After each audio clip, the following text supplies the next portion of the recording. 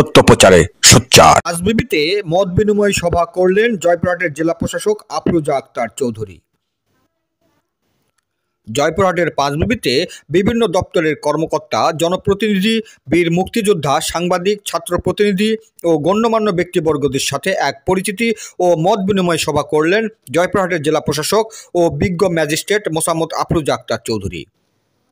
আজ বুধবার বেলা 11টায় জেলা প্রশাসক আগমন করলে প্রথমে উপজেলা প্রশাসনের পক্ষ থেকে তাকে ফুলেল শুভেচ্ছা জানানো হয়।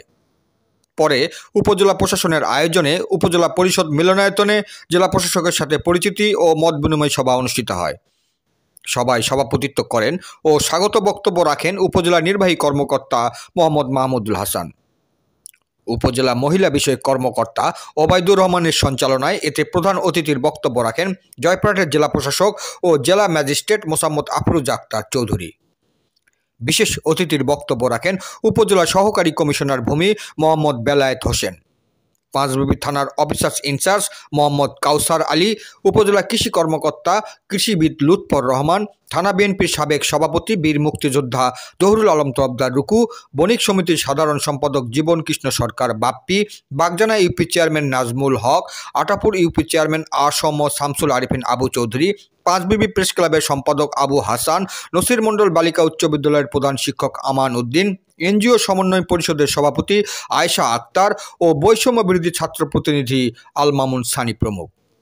সভায় বক্তারা মাদক নিয়ন্ত্রণ, ট্রাফিক পুলিশ ব্যবস্থা চালু, জমির উর্বর মাটি কর্তন, অবৈধ বালু উত্তোলন, জোরপূর্বক জমির ধান কর্তন, ফুটপাতের অবৈধ দোকান উচ্ছেদ, বেপরোয়া ড্রাইভিং, অনলাইন জুয়া, কৃষকদের নিকট সুষ্ঠুভাবে রাসায়নিক সার বিক্রয় ও শিক্ষার্থীদের হাতে নতুন ফোন অ্যান্ড্রয়েড ব্যবহারের সতর্কতা সহ নানা দিক নিয়ে আলোকপাত করেন এবং তার পক্ষ থেকে যেগুলো সম্ভব তা সমাধানের আশ্বাস প্রদান করেন প্রধান অতিথি। জয়পুরহাট থেকে জেলা প্রতিনিধি মোহাম্মদ দবিরুল ইসলামের report, DD channel news desk. ঘরে ঘরে যে প্রত্যেকটা বাচ্চাকে ধরে কিন্তু আমার মোবাইল বন্ধ করা পসিবল না। যদি খুব বেশি প্রয়োজন হয় তাহলে বাটন ফোন দিতে পারেন। যদি মনে হয় যে আমার বাচ্চাটা অনেক দূরে যায়, একা থাকে, আমার খোঁজ খবর নেওয়া দরকার। আমি উপজেলা প্রশাসনকে অনুরোধ জানাবো যে প্রত্যেকটা স্কুল চলার সময়, স্কুলের গেট থেকে ঢোকার সময়, কলেজের গেট থেকে ঢোকার সময় কোনো বাচ্চার কাছে মোবাইল থাকবে না। পরিবর্তিত সময়ে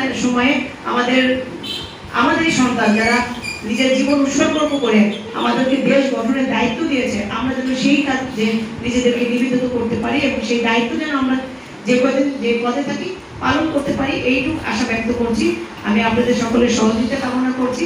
আমি সহ আমার পুরো টিম যেভাবে কাজ করে, আপনারা তথ্য দিয়ে সহযোগিতা করেন, আপনারা আপনাদের দায়িত্ব পালন করে সহযোগিতা করেন, আপনারা নিজেদের জবাবদিহিতা মনোভাব নিয়ে কাজ করেন, স্বচ্ছতা বজায় রেখে যেন কাজ করেন। আপনাদের বিপদে আপদে, আপনাদের ভালো কাজে আমি সবসময় আপনাদের পাশে থাকবো ইনশাআল্লাহ।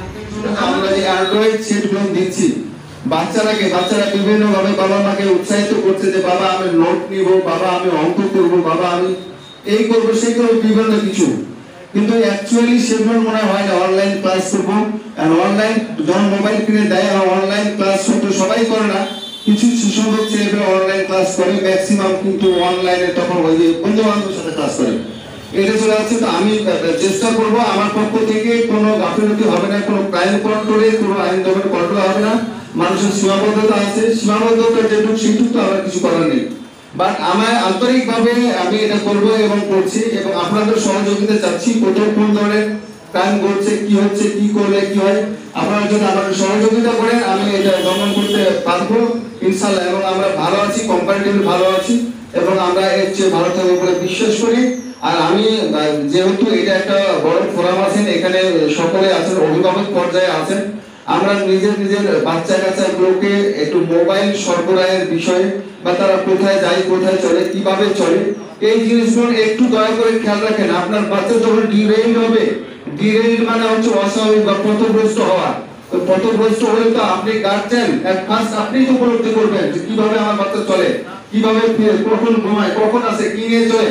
আপনার ছেলের পোশাক দেখেন, আপনার ছেলে কি পোশাক পরে, আপনার ছেলের চুল কাটা দেখেন, কিভাবে সে চুল কাটে, আপনার ছেলে কি খায়। আপনি যদি গার্জেন হিসেবে এটা না করতে পারেন, দুঃখজনক স্যার, এর মধ্যে আমাকে একজন গার্জেন গিয়ে বলেছে ওর নাকি 15 বছরের বাচ্চা চলে গেছে। 15 বছরের বাচ্চা চলে গেছে, সে আমাকে বাই ফোর্স বলে যে আমার বাচ্চা 3 দিন হয়ে এখন উদ্ধার হয় না কেন। আমি তো তাকে সত্যভাবে বলতে পারি না, আমি তাকে সুন্দরভাবে বলেছি দেখেন এই বাচ্চাটাকে আপনি 15 বছর লালন পালন করেছেন, এই বাচ্চাটা আপনি চলে যাওয়া ঠেকাইতে পারেননি, আপনি আমাকে প্রেসার ক্রিয়েট করছেন 3 দিনের মধ্যে উদ্ধার হইবে না কেন?